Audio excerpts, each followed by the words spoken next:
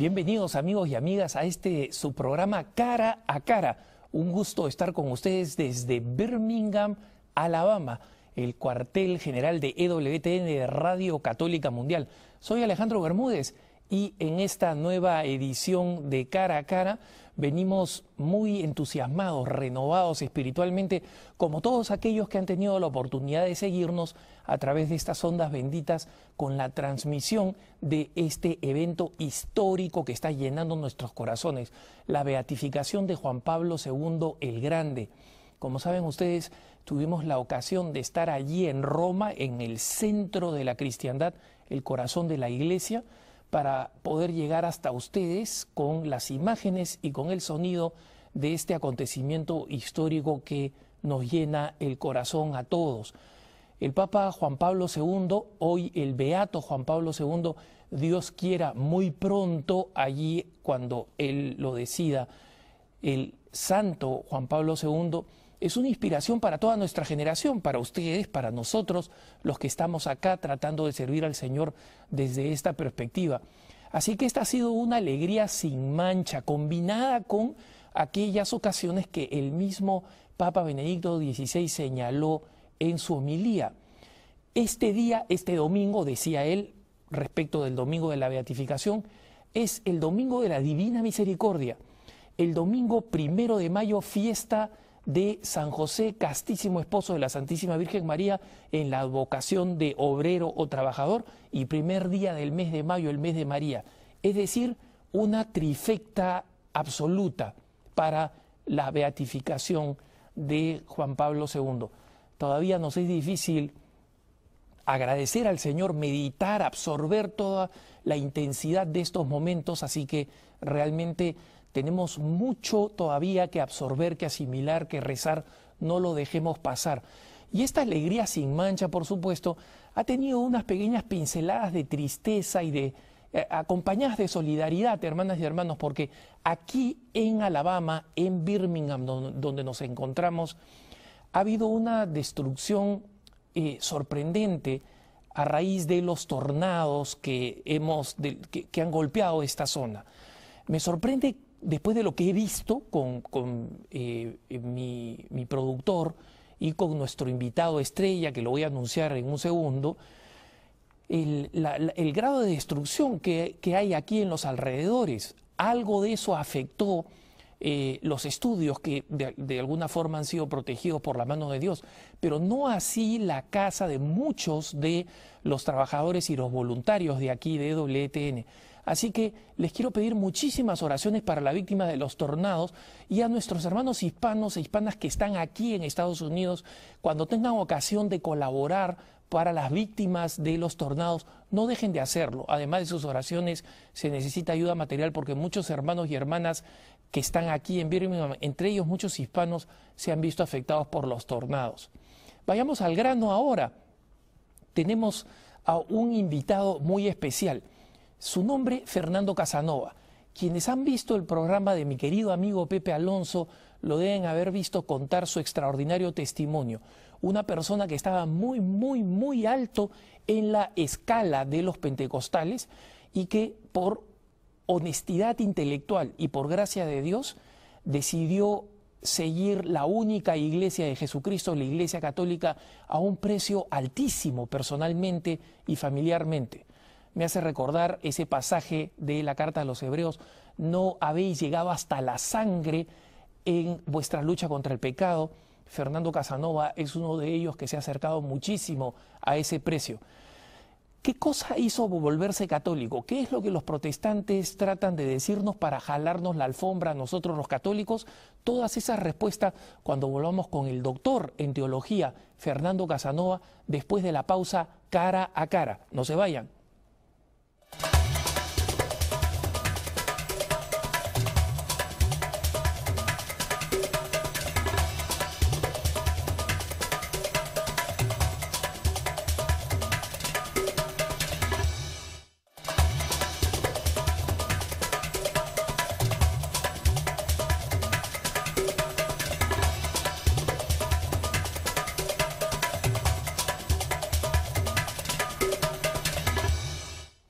lo prometido es deuda, hermanas y hermanos, y estamos aquí con Fernando Casanova. Fernando, gracias por estar con nosotros. Por fin se me dio estar contigo.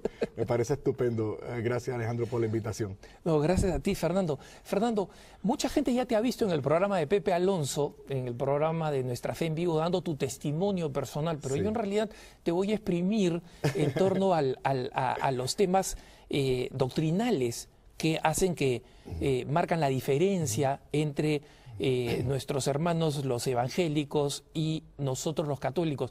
Pero quisiera que le contaras a los pocos que no han visto el programa de Pepe Alonso, que les contaras un poco quién eres tú y cómo así has terminado donde has terminado ahora. Seguro. Ya dijiste mi nombre, soy Fernando Casanova. Yo nunca había sido católico en mi vida. Así que desde que entré formalmente a la Iglesia Católica, pues podemos, si contamos, son 8 años. Acabo de cumplir 8 años en la pasada vigilia pascual. Durante la mayor parte de mi vida milité en una iglesia evangélica de extracción pentecostal, por supuesto en el mundo, en ese amplio mundo protestante. Y en mi adolescencia, bueno, tarde en mi adolescencia, entonces me sentí llamado a profundizar lo que era aquella tradición, aquella experiencia, y accedí al ministerio. Llegué a ser ministro licenciado ordenado y pastor de una prestigiosa denominación en este país que se llama Church of God, que tiene sus cuarteles generales en Cleveland, Tennessee. Estudié en el seminario de nuestra denominación en mi país, la Universidad Teológica del Caribe, que era como una sucursal del seminario nuestro en Tennessee, que es la Escuela de Teología de la Iglesia de Dios, uno de los 2 seminarios teológicos pentecostales más importantes de los Estados Unidos, junto con el de las Asambleas de Dios en el estado de la Florida. Después en mi país estudié la maestría en religión en el Seminario Evangélico de Puerto Rico, con una excelente biblioteca monumental de 4 pisos, el segundo de los cuales estaba dedicado totalmente a la Biblia. Después entonces hago estudios combinados en Puerto Rico y en Estados Unidos, en Cleveland, Tennessee, para hacer la maestría en estudios pastorales en el seminario nuestro en Tennessee. Era la segunda maestría en el seminario de la Iglesia de Dios en Tennessee. Y después entonces, en mi proceso de conversión, cuando lo inicio, me fui a la Facultad de Teología de los Padres Dominicos en la Universidad Central de Bayamón, y allí hice una maestría en teología. Terminando esa maestría, inicié estudios doctorales en la Fundación Teológica Graduada de Indiana y me gradué con un doctorado PhD en Teología Sistemática con una subespecialidad en espiritualidad. Luego, después de 11 años de practicar el ministerio pastoral, se sucedieron algunas cosas de índole, algunos asuntos, algunos temas, algunas situaciones que me forzaron a reflexionar, a profundizar en la Biblia, en la tradición cristiana, en la historia de la iglesia, y eventualmente, movido por mi conciencia y por esa verdad contundente que me encontraba, no tuve más remedio que entrar en comunión con la Iglesia Católica y pues lo que ya conocen, los que han visto mi testimonio, el precio a nivel personal y familiar y vocacional y ministerial que tuvimos que pagar en aquella ocasión.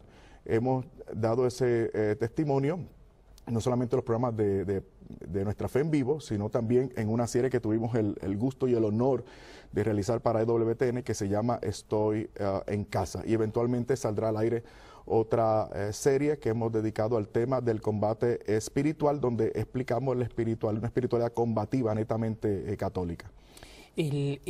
Fernando, no es por removerte ahí algunas cosas del pasado, pero me vas a permitir una curiosidad que espero que no sea malsana. No, seguro que no. Adelante. En todo este tiempo que tú predicaste como ministro pentecostal, ¿alguna vez te tocó predicar así directamente contra el catolicismo, así moviendo el dedo? Mira, yo llevé a cabo... Acá entre nos no nos ve nadie. No, tranquilo. Tú eres mi amigo. Mira, junto a mi ministerio pastoral, llevé a cabo un ministerio que llamábamos evangelístico, que precisamente procuraba sacar gente de la Iglesia Católica. Entonces tengo que reconocer frente a ti, con cierto grado de vergüenza, que tú estás frente a un hombre que fue considerado como una de las personas más anticatólicas en mi país. Yo me placía, claro, lo hacía te confieso también con rectitud de intención. Yo pensaba Sí, que lo claro. estaba haciendo bien. O sea, tú no estás frente a un tipo malo. Yo pensaba que lo estaba haciendo bien. Y me placía de sacar gente de la Iglesia Católica y eventualmente referirlos a una de nuestras iglesias, por supuesto, de mi denominación. Además, hay que entender que en esto del protestantismo de vertiente más pentecostal clásica, junto a otras denominaciones también, parte del ser de esa denominación o de la tradición de esa denominación consiste en ser anticatólico, en tener algún grado de anticatolicismo.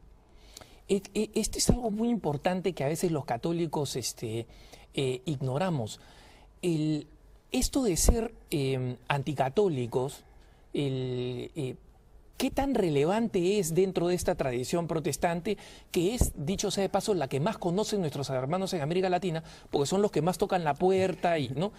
¿Qué tan importante es y qué tanto lo tienen en la cabeza esta tradición evangélica o protestante, ¿no? Sí, mira, como te decía, ser parte de esa denominación o ir asimilando la tradición y la experiencia y la doctrina de esas denominaciones consiste en cierta medida en ser anticatólico, porque se reacciona, entre otras cosas, en lo que ellos creen fue la apostasía del cristianismo original que ellos vienen a renovar.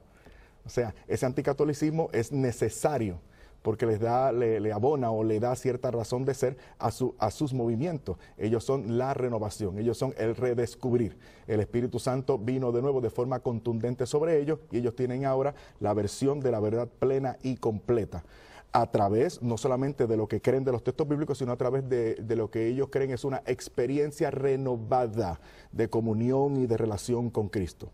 Una experiencia vibrante, espectacular, emotiva, etcétera. Eso quiere decir, entonces, Fernando, que dentro de tu entrenamiento teológico como pentecostal, había un entrenamiento, supongo yo, esto te lo estoy preguntando y Sí. te consta que no lo hemos hablado fuera de cámaras, así Sí. que esta no es una pregunta preparada.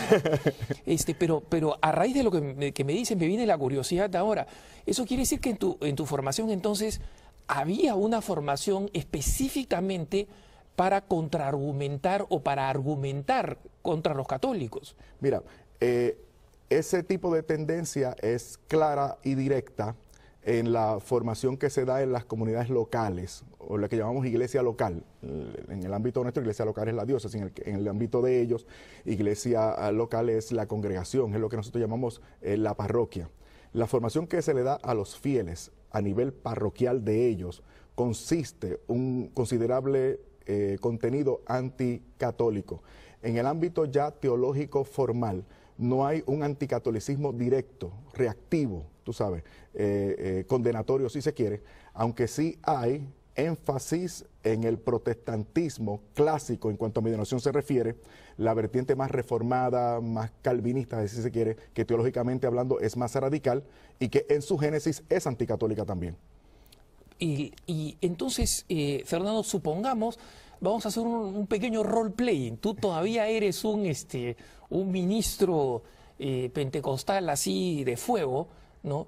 Y te encuentras con un católico como yo. Entonces, si es que este fuera un partido de ajedrez, ¿cuál sería tu movida de apertura, digamos? ¿Cómo comenzarías a tratar de moverme el piso, digamos así? ¿Has aceptado a Cristo como tu Señor y Salvador personal? ¿Has tenido una experiencia con Él?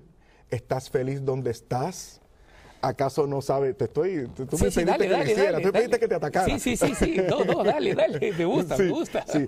¿Acaso la iglesia en la que tú vas te brindan la oportunidad de tener una experiencia vibrante, una experiencia renovada? ¿Has nacido de nuevo?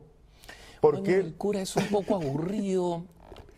Yo voy a mi parroquia y el cura sí es un poco aburrido, pero yo soy católico desde que nací, no me bautizaron. pues mira, no tienes ningún problema porque yo no te vengo a exponer ninguna religión, yo te vengo a exponer el evangelio puro. Por lo tanto, no te voy a pedir enseguida que dejes a tu iglesia, simplemente te invito a la mía para que tú tengas una experiencia con nosotros en nuestra comunidad, porque no es religión, es una experiencia con Cristo personal lo que te estoy presentando, porque yo quiero que tú conozcas la verdad y esa verdad tú la vas a sentir y vas a sentir el gozo, te vamos a tratar con cariño, te vamos a tratar bien y tú vas a conocer y vas a tener esta experiencia que te va a ayudar para que tú tengas la información correcta, no la que te han estado transmitiendo hasta ahora, sino la versión del cristianismo renovado que nosotros te estamos proponiendo. Yo creo en la Virgen María desde chico, en mi casa le rezamos a la Virgen María, yo no quiero cambiar de religión, mi párroco me ha dicho que ustedes van a venir y van a tocar la puerta y van a querer que yo me cambie de religión, yo no quiero cambiar de religión. Paréntesis, ahora yo voy a utilizar como estrategia una premisa falsa y te voy a atrapar, ya tú verás, ¿estás listo? Listo. Mira, precisamente eso es uno de los problemas que hay en tu iglesia, que ese problema de la adoración de la Virgen. ¿Por qué pedirle a un ser humano? Ya ese ser humano partió, ya ese ser humano está muerto, le están pidiendo a un muerto. No hay que ir a los santos ni a la Virgen. Esa adoración de la Virgen que ustedes hacen y la adoración de los santos y la adoración a las imágenes está mal y condenada por el Señor como el primer mandamiento en Deuteronomio capítulo 4. Ahí dice, no te harás imagen alguna de lo que está arriba en el cielo, en la tierra y debajo de la tierra, porque a tales dioses condena a Dios. Pero eso seguro aparece en tu Biblia, que es Biblia protestante. ¿En mi Biblia aparece eso? ¿Ustedes usan la Biblia católica? Sí, tú lo puedes encontrar en tu Biblia católica, no hay ningún problema. Claro, tu Biblia católica tiene estos textos, aunque está un poco adulterada, porque en tu Biblia católica ustedes le añadieron 6 libros que no son divinamente inspirados. La Biblia de verdad, la Biblia buena, por cierto, la versión espectacular, buena, perfecta que nosotros tenemos, es la versión Reina Valera, que es muy bonita, muy poética. Y tú vas a ver, en esa versión no tenemos esos 7 libros apócrifos, tampoco le llamamos deuterocanónicos, apócrifos que ustedes tienen y que están añadidos, mal añadidos. Contienen cosas malas, cosas feas, cosas que no son, y fueron añadidos por ustedes muy tarde. Así que, de hecho, para comenzar, la Biblia de ustedes está adulterada. Pero a mí mi párroco me ha dicho una cosa así como que nosotros hemos nacido desde la época de Jesucristo, en cambio ustedes por ahí por el 1500 recién han aparecido los protestantes. Bueno, mira, respecto te voy a decir que sí es cierto que por allá por el siglo XVI apareció la Reforma protestante, pero es que no nos podíamos dar a entender ni revelar nuestra situación anteriormente porque la Iglesia Católica nos masacraba. De hecho, la Iglesia Católica ha matado a millones y millones de seres humanos. Además, la Iglesia Católica no tiene 2000 años. La Iglesia Católica surgió después de una oficialización. Eso es mentira. Después de una oficialización de la religión cristiana y de la Iglesia Católica por Constantino en el año 313 por un edicto de Milán. Ve cómo te traigo un montón de premisas. Tú te ríes porque tú sabes que las premisas son equivocadas y las podemos clarificar, pero son premisas equivocadas. Algunas de ellas tienen algún elemento de verdad, pero no la verdad plena y completa, como el tema de Santa María, por ejemplo. Claro. ¿No? Es muy interesante y deliberadamente he provocado esto, Fernando, porque justamente las cosas que tú explicas son exactamente las que muchos católicos confundidos nos preguntan en EWTN y nos envían preguntas, ¿cómo respondo a esto? ¿Cómo respondo a otro? ¿Cómo respondo a otro? Pero no entienden que el problema fundamental no es tal o cual afirmación, sino las premisas, como tú señalas. Es decir, plantean unas premisas iniciales que son premisas que son falsas, pero que no solamente tienen el problema de que son falsas, sino que los católicos se enfrentan con este problema de la enorme convicción que le instilan a nuestros hermanos evangélicos cuando van y tocan la puerta, ¿no? Sí, porque no es solamente el contenido de lo que te he estado diciendo, sino lo enfático que soy y lo seguro que me presento. Y si el católico no está bien formado, no está preparado y encima de eso es tímido en su expresión de la fe, en su apostolado, si ha dudado o si duda o si no tiene las herramientas, así como el carácter para transmitir esas cosas, eventualmente no puede hacer frente.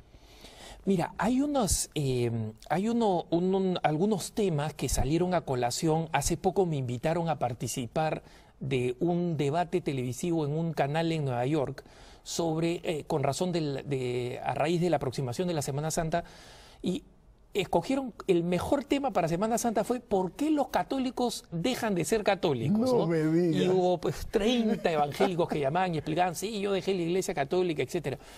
A mí me gustaría que después de la pausa, inmediatamente después de la pausa, abordáramos este tema. ¿Por qué crees tú que que los católicos dejan la Iglesia Católica y cuáles son los argumentos fundamentales que orgánicamente nuestros hermanos evangélicos presentan para jalarle la alfombra a los católicos. Pues, entonces los que nos están viendo no se pueden apartar del televisor. No se pueden apartar del televisor. Ya vengo con Fernando Casanova. Estamos en Cara a Cara, no se muevan.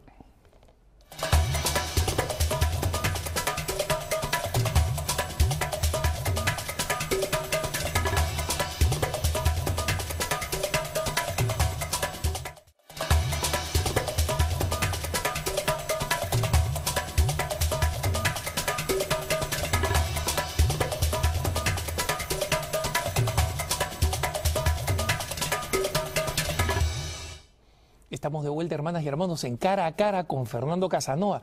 Quiero aclarar a los hermanos que de repente sintonizaron a mitad del programa y viendo a Fernando que me estaba dando con argumentos evangélicos como si fuera sartén de restaurante chino, que era simplemente porque, no es porque Fernando se ha vuelto otra vez pentecostal, es porque precisamente quería provocarlo para escuchar los argumentos que todos conocemos, los católicos de una u otra forma hemos experimentado. Fernando, tú ibas camino a asumir un papel de mucho más liderazgo, ibas a ser un obispo pentecostal, y es parte de las cosas a las que tú tuviste que renunciar por venir acá al seno de la Iglesia Católica. Y en estas preguntas que te estoy haciendo así un poco para entender mejor la forma de pensar de nuestros hermanos cuando van a buscar a los católicos para hacerlos pentecostales, supongamos que tú tienes a un grupo de recién conversos pentecostales que se han reunido este sábado o este domingo para ir a tocar las puertas de los católicos, ¿no? Y quieres que vengan con la mayor cantidad de católicos en la bolsa. ¿Cuáles serían las instrucciones que les darías? Las primeras instrucciones. Vaya y hagan ¿qué? Lo primero es ver las señales que puedan decirle a ellos si la casa está habitada por católicos o no. Las figuras, las estampitas, el ramito, ese tipo de cosas. Te interrumpo con una pregunta, sí, porque ya hay varios de estos letreros que dicen en esta casa, este es un hogar católico, sí, ¿no? Sí. Que es una de las maneras como la Iglesia Católica ha tratado de defenderse. Incluso si ellos ven que existe ese cartelito, tú les dices, ahí no toquen la puerta, o toquen la puerta ¿cómo? No, la idea es entrar, es avisarse, es ver esos signos. Y entonces, naturalmente se presenta la persona, una sonrisa, mucha amabilidad. Se le dice a la persona que se quiere orar por ella. O sea, por lo general no es que se quiere platicar, en este sentido es distinto a los testigos de Jehová, se quiere orar por esa persona. Por supuesto, por lo general las personas acceden a eso. Después de una oración se le hace preguntas como por ejemplo la que yo te hice. En esta casa está el Señor. ¿Quiere ustedes que que regresemos a esta casa? ¿Desean ustedes un estudio bíblico? Solo para estudiar la Biblia, eso no es nada malo, no hay ningún problema. Quizá ustedes pertenezcan a otra iglesia, pero que realmente no importa la iglesia, porque lo importante es que todos tengamos hambre, sed y queramos buscar al Señor. Y ese tipo de cosas. Cuando la persona accede a un estudio bíblico o a una reunión, se le dice a la persona, nos gustaría hablar de estas cosas, pero quisiéramos que fuera con su Biblia. Si la quiere traer, por favor. Pero ya nos hemos dado cuenta que es una casa católica. Entonces, el entrenamiento, por lo menos cuando yo lo daba, era tomado por algunas ideas de lo que había leído. Mira, si es una casa católica, lo más probable es que no tengan la Biblia. Si tienen Biblia, no sabe dónde la pusieron. Y si se acuerdan dónde la pusieron, no saben utilizarla. No la han leído. No, así que como quiera, ellos van a acceder a utilizar tu Biblia. Y ya eso es ganancia de fondo. Como no tiene la Biblia, no la encuentra, no la sabe usar, se le puede regalar una copia de las Escrituras, de la versión nuestra, para que esa persona siga leyendo, y se le da algún librito en el que se le explique el plan de salvación. Primero uno le introduce el plan de salvación. Todos somos pecadores, nacimos pecadores, Romanos 5:12, hay un solo mediador entre Dios y los hombres, Jesucristo hombre, 1 Timoteo capítulo 2, versículo 4. Si confesaras con tu boca que Jesucristo es el Señor, si reconocieras en tu corazón que Jesucristo es el Señor y lo confesaras con tu boca, serás salvo, Romanos 10, 9, etcétera. Y se va guiando esa persona a través de lo que nosotros concebíamos como un plan de salvación, hasta decirle, es necesario que te conviertas y que nazcas de nuevo mediante la repetición, si me quieres acompañar, de esta oración. Después de la oración, la persona decía creo y ya era salva. Y dentro de tu experiencia, en algún momento tú digamos, naciste dentro de la tradición pentecostal y fuiste de adolescente, decidiste voy a ser ministro, etcétera. Sí. Tú, en alguna parte de tu vida, tú mismo fuiste a tocar puertas, ¿alguna vez tuviste que hablar? Sí, seguro. Y si tú tuvieras que escribir un manual de esa primera experiencia, tú dirías, ¿cuál es la debilidad habitual que encontrabas en los católicos cuando tocabas la puerta? Bueno, tan pronto tocaba, ¿te refieres a tan pronto tocaba o en la medida en que me relacionaba con ellos? Todo. Comencemos por el principio y conforme te ibas relacionando con ellos. Ok. Mira, la primera vez que te abre la puerta, pues, por supuesto, es una persona desconocida, pero por eso trataba de estar con otras personas. O sea, no enviamos a una persona sola. Eso es estrategia. Íbamos siempre con otra persona o con dos personas para que se vea más gente. Y íbamos muy bien vestidos, no para que generáramos confianza en la persona. Primero, un poco apática e indiferente, pero después, en la medida en que le fuésemos hablando con cierta dulzura, nuestra disposición de orar y qué sé yo, esa persona nos abría las puertas de la casa y estaba muy contento con nosotros. Lo segundo de lo cual nos aprovechábamos para tratar de ganar a esa persona era la falta de identidad católica que tenía esa persona, la ignorancia. Esas personas desconocían su fe. Algunos tenían cierto grado de firmeza, pero no se atrevían a oponer resistencia. En otros casos, percibía que la persona como que no estaba muy conforme con la explicación que le estaba dando, pero la persona accedía a darme la razón o a darnos la razón. O sea, falta de preparación, falta de formación, falta de identidad, ese tipo de cosas. Y también algunos se avergonzaban de sus prácticas católicas. Yo recuerdo que cuando visitamos una casa por segunda o tercera vez ya iban escondiendo las figuritas y las estampitas y los cuadros, etcétera. Es interesante este perfil así de los católicos en general, que no es un problema nuevo, digamos, el hecho de la falta de catequesis, de la ignorancia de la propia fe es dramática. Y en aquellos católicos que tú veías un poquito más formados, ¿no? Un poquito más peleones, digamos así, que estaban dispuestos, aunque sea por defender su propia tradición, no porque tenían muchos argumentos, normalmente, ¿qué cosa te argumentaban y tú qué les respondías? Lo que me decían era, en la mayoría de los casos, cuando eran católicos así, más firmes, es que ellos no me sabían explicar los datos que yo les estaba contradiciendo acerca de su fe, pero que ellos estaban firmes en su fe, o que habían nacido en esa iglesia, o que a ellos se les hacía difícil abandonar a la Santa Virgen porque le tenían mucho cariño, que ellos sabían que tenían la responsabilidad de ir a misa y no a otro culto, ese tipo de cosas. Ahora me veo esto en retrospectiva y me parece que estaba muy bien, porque a lo mejor no tenían los datos, pero sí por lo menos la firmeza y también se podía prever cierto grado de identidad. Y en esos casos, entonces nosotros dejamos de visitar la casa. ¿Ah, sí? Sí. O sea que digamos, la firmeza en la fe, incluso si uno no tiene todos los datos, es un cierto antídoto. Sí, ciertamente. O sí, por lo menos si la persona se mantiene firme, no sé cómo explicártelo, lo que yo sé es que tengo la razón. Interesante. La impresión que tiene un católico que no está muy bien formado, cuando le toca hablar con un evangélico que le toca la puerta, es que los evangélicos tienen este conocimiento, incluso los de a pie, que de repente tienen poco tiempo de incorporados a estas iglesias pentecostales, que tienen un conocimiento monumental de las Sagradas Escrituras, ¿no? ¿Es así o reciben el conocimiento de algunos textos específicos que los puedan disparar de la... Exactamente. Por eso es que últimamente he desarrollado un método para memorizar la escritura, para memorizar el texto de la escritura. Y hemos establecido como objetivo que los hermanos católicos se aprendan 12 textos bíblicos al mes, solo 12 textos bíblicos al mes, a través de ese método de 5 pasos.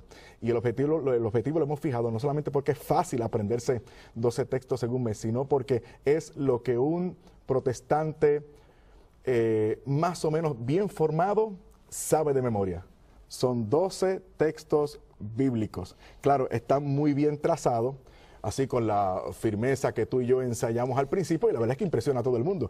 Por ahí se dice que en el país de los ciegos el tuerto es rey. No sé si el productor puede ponernos la página web de la dirección, la página web de Fernando y de su apostolado católico, para ya irnos calentando sobre dónde encontrar ahí está el método. Estos textos ya me dicen que ya están al aire, ahí tomen nota, porque esto les va a gustar. Entonces, cuando tú entrenabas a un católico que se había vuelto evangélico y que se había vuelto pentecostal y te decía, Fernando, yo quiero ir a la calle y quiero ir, porque eso es ejemplar, hay que admirar que tengan ese celo de ir a la calle. Hay católicos que se integran a movimientos, que renuevan en su fe, pero tienen un miedo ahí patológico para ir y tocar la puerta como lo hacen los hermanos separados. Y les dicen, yo quiero ir ya. ¿Cuáles son las primeras balas que pongo en mi pistola verbal? Bueno, primero no pueden ir ya. No pueden ir ya. Tienen que someterse al proceso de introducción a la secta o de incursión para lograr eventualmente la membresía. Y como parte de ese plan para lograr la membresía en esa congregación específica, pues había un proceso de preparación. Al final de ese proceso de preparación, la persona se bautizaba y después del bautismo, en ese mismo culto, se le daba por primera vez la Santa Cena. Y después entonces, si era fiel a su iglesia, iba a las escuelas bíblicas dominicales, entonces se podría entrenar en unos cuantos días para lanzarlo a las casas. Ok, entonces había un proceso, digamos, de depuración, de selección. Está preparado para ir y tocar la puerta. Pero no se requería tampoco demasiado, porque basta con la secuencia de temas y 4 o 5 textos bíblicos para que la persona se pudiera lanzar. También se buscara que sea una persona segura, una persona de testimonio, una persona que no fuera un pecador público. Claro. Y que además tuviera las ganas de hacerlo. Sí, ¿no? seguro. Pero no mucho más que las ganas, no siempre se buscaban personas como tú que son extrovertidas, enérgicas, porque mira, a mí me ha tocado las veces que me han tocado a la puerta de la casa personas que eran bastante tímidas, ¿no? Sí. Pero que eran ejemplares en su convicción, es decir, no tenían ningún problema tenían un problema, pero tenían el mérito de salir y decirlo, ¿no? Entonces, así como yo te dije, bueno, hagamos un poco de role-playing de por dónde comenzarías, volvamos a hacer un poco de role-playing, pero de ahora puramente bíblico, ¿no? Okay. Entonces, yo te digo, bueno, pero no todo lo que Jesucristo ha dicho está en la Biblia. Jesucristo en la conclusión, la misma conclusión del Evangelio de San Juan, nos ha dicho que si hubiéramos recogido todo lo que él dice, no cabrían libros en la tierra. Sí, fíjate qué interesante, ese argumento, y me permites el paréntesis. Sí, claro. Ese último texto de San Juan fue sumamente importante durante mi proceso de conversión. Si tú me hubieras lanzado a mí ese texto bíblico cuando yo te iba a visitar a la casa, tú me hubieras puesto a mí a tartamudear. Ok, claro. ese es uno de mis textos favoritos, pero bueno, entonces pongamos que yo no conozco ese texto, ¿no? Te digo, oye, pero A mí en las cosas, en la iglesia me enseñan muchas cosas que están, que no están en la Biblia. No, lo que pasa es que tú no has leído 1 de Timoteo capítulo 3, versículo 16. Ahí dice que toda escritura es inspirada por Dios y útil para enseñar, redarguir, corregir, a fin de que todo hombre llegue a ser perfecto a la altura del Señor Jesús. Para ser perfecto a la altura del Señor Jesús, tú necesitas, por lo tanto, la escritura. Ese es el texto clave. ¿Puedo hacer otro paréntesis? Sí, claro. Mira qué interesante. Es que como ahora soy católico. No, pero ese texto de Timoteo ya está por firmar, ¿ah? Sí. Mira qué interesante. Ese fue otro texto importante. Porque cuando San Pablo dice toda escritura es inspirada por Dios, San Pablo no se refería en ese momento al Nuevo Testamento porque no estaba escrito.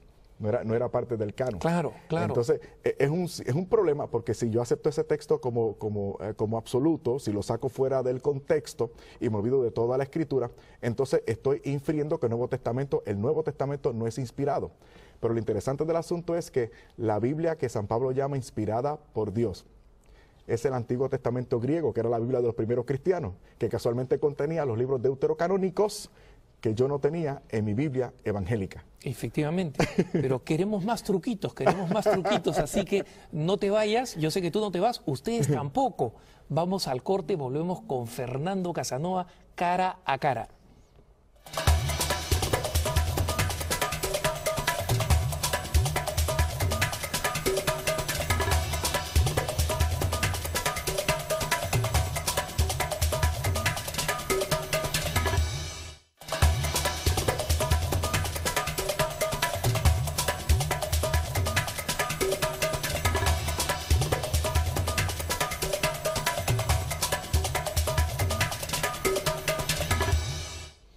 Estamos de vuelta, hermanas y hermanos, en Cara a Cara y conversando con Fernando Mano de Piedra Casanova, pero mano de piedra en el sentido de la piedra que es Cristo, ¿no? Seguro. Pero, y por si acaso él no tiene ese apodo, se lo acabo de poner yo porque me gusta lo combativo que es y lo feliz que nos hace que el Señor te haya traído por los caminos de la Santa Madre Iglesia, Fernando, porque hay tanta gente que tiene vergüenza de ser católico y que tiene vergüenza de ser católicos incluso en el contexto en el que estamos hablando, cuando discute con los hermanos separados, ¿no?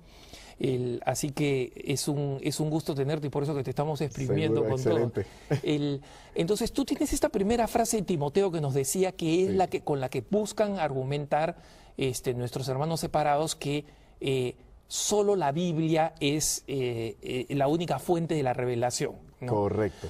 Y una vez que se ha caído ahí, ya prácticamente estamos fritos, como se dice en el Perú, ¿no? Es decir, los católicos ya estamos con un pie, sin un pie, sin una pierna menos. Sí, porque ¿no? una vez tú me aceptas esa premisa equivocada, inmediatamente te vamos a arguir lo equivocada que está tu iglesia acerca de, por ejemplo, exponer la tradición como parte esencial e irrenunciable de la revelación, del depósito de la fe o de la revelación pública.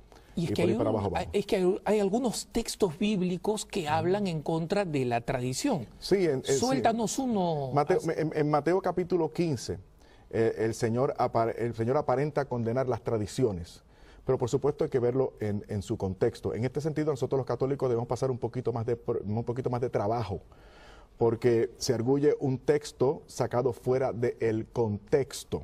Por ejemplo, el Señor condena porque han cambiado la palabra de Dios por la tradición de hombres, pero le está hablando a los fariseos que están utilizando un subterfugio para violentar el cuarto mandamiento que, entre otras cosas, según la tradición rabínica, mandaba a sostener a los padres cuando esto no podía sostenerse por sí mismo. El Señor está hablando de esto. El Señor está hablando de una malversación de la tradición que atentaba contra un mandamiento fundamental de la ley. Era una actitud hipócrita de parte de los fariseos. Ellos decían, bueno, yo tengo que dar de mi tesoro, de mi pecunio, pero si yo dedico esto al templo, pues entonces yo no tengo que sacar de este dinero porque está dedicado al templo para beneficiar a mis padres. Claro. Mira qué interesante, pero claro, estaba dedicado al templo, pero tú lo seguías administrando. Claro, efectivamente.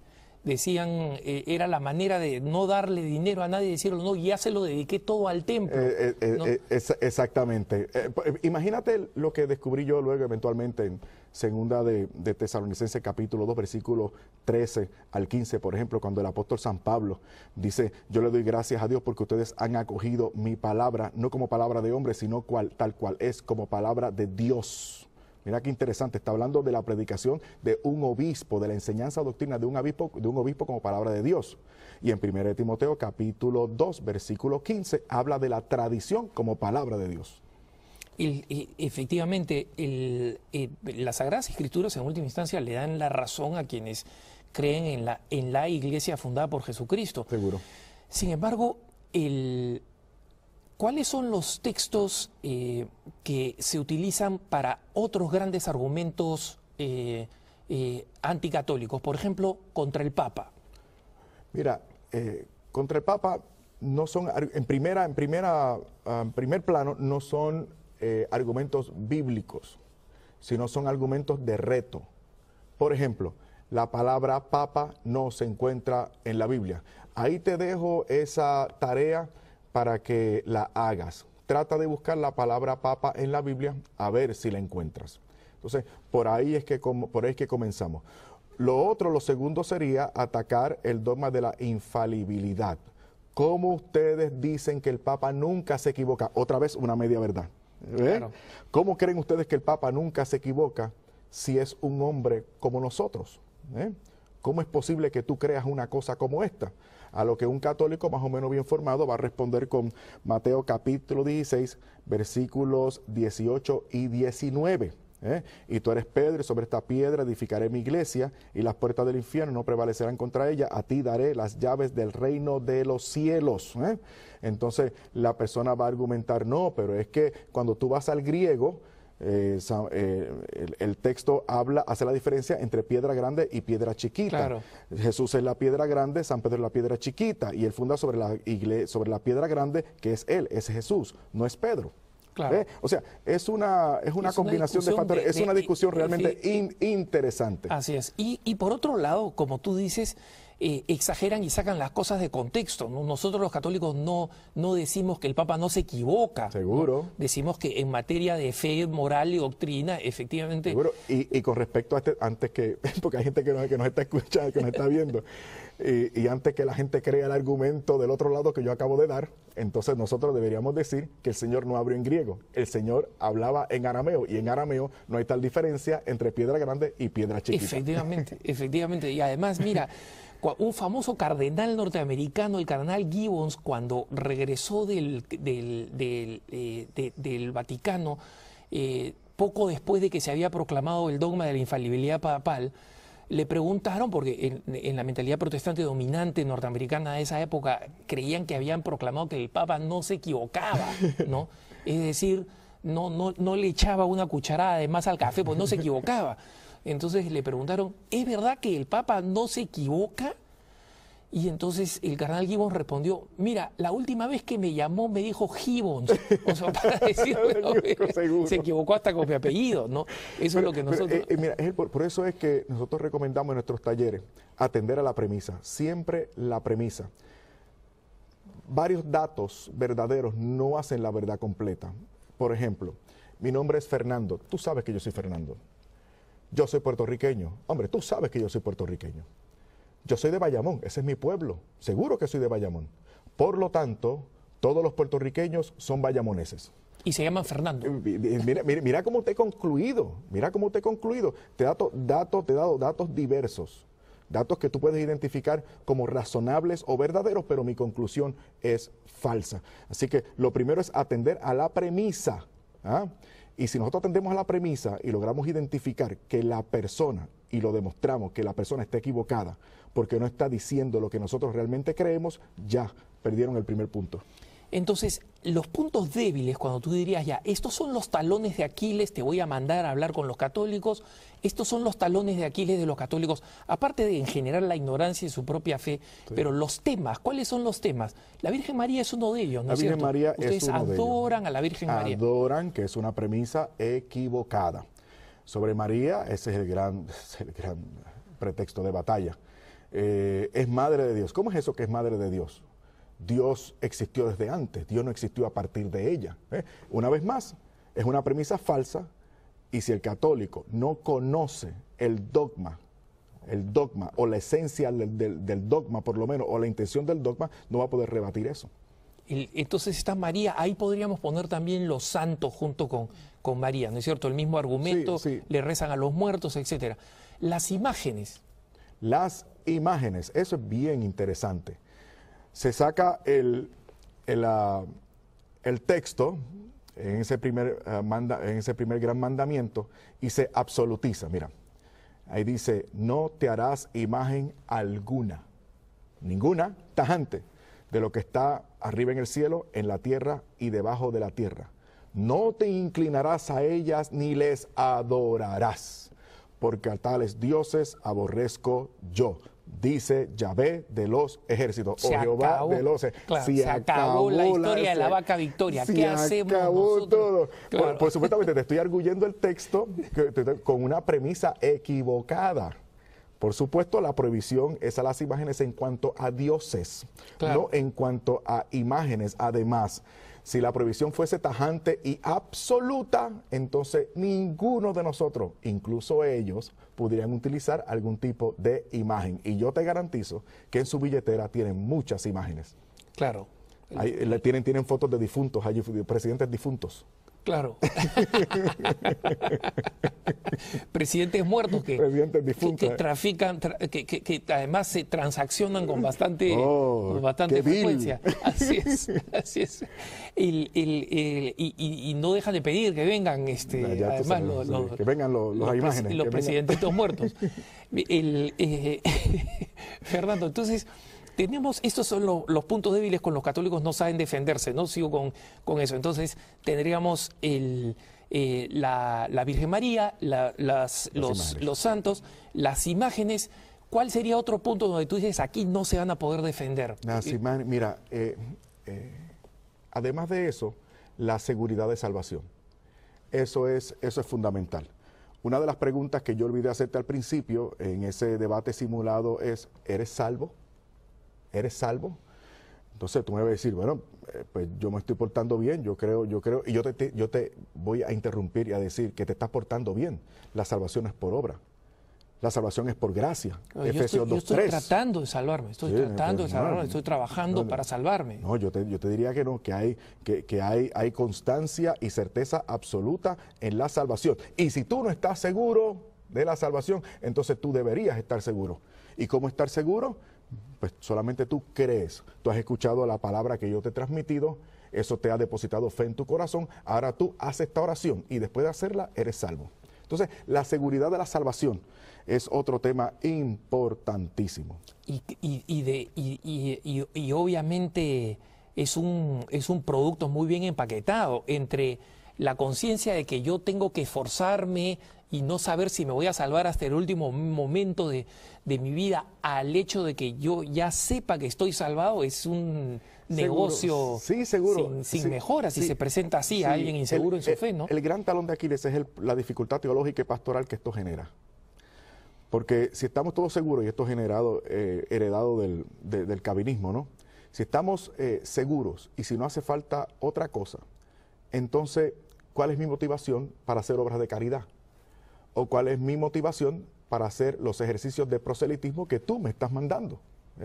Estoy hablando de denominaciones evangélicas combativas, no las históricas, sino las que devienen, digamos, de los grupos de santidad de por allá del siglo XVIII en adelante, ¿no? Claro. Así que en general son las que más tocan la puerta, junto con los testigos de Jehová, que son otra rama completamente distinta y que además los evangélicos no consideran cristianos porque no reconocen la divinidad de Jesucristo. Correcto. Pero en general los que más tocan la puerta son estas ramas precisamente. Correcto. Aunque ahora tenemos un reto nuevo, que es un reto no solamente nuestro, sino un reto para las propias denominaciones protestantes. Me refiero al evangelismo interdenominacional o no denominacional, non-denominational. Claro. Non-denominational. Claro. Y el power evangelism también. Me refiero a esta vertiente que propone una experiencia de fe espectacular, ¿no? Mediada por un culto vibrante, música estridente, emotiva, la creación de un ambiente sugestivo en la que se promueve un tipo de experiencia impactante, ese tipo de cosas que nos viene ahora más por los medios de comunicación que por las visitas que hacíamos antes. Claro, así es, la puerta abierta de la televisión, ni siquiera podemos cerrar la puerta porque se quedan... Sí, porque mira, hay que hacer un reconocimiento. Cuando visitábamos las casas, la gente sabían que éramos de por allí, nos conocían, era gente de carne y hueso, podían corroborar nuestra identidad, sabían dónde vivíamos, dónde estudiábamos, dónde trabajábamos.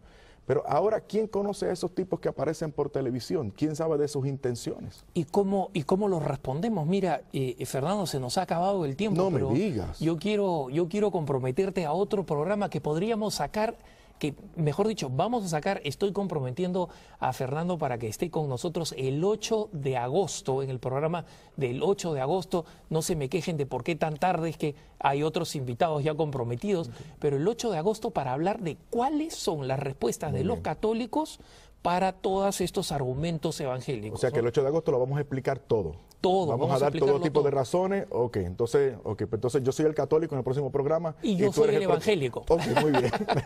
Sí. Entonces, ya saben, hermanos, tienen ustedes la página web donde pueden encontrar a Fernando Casanova, a su apostolado magnífico, donde pueden además apoyar este extraordinario apostolado que es tan importante para nosotros. Y yo los dejo en compañía de la mejor programación de EWTN. Nosotros, por nuestra parte, le damos gracias a Fernando por su compañía y volvemos dentro de una semana, una vez más, para este programa Cara a Cara. El Señor los bendiga. Hasta la próxima.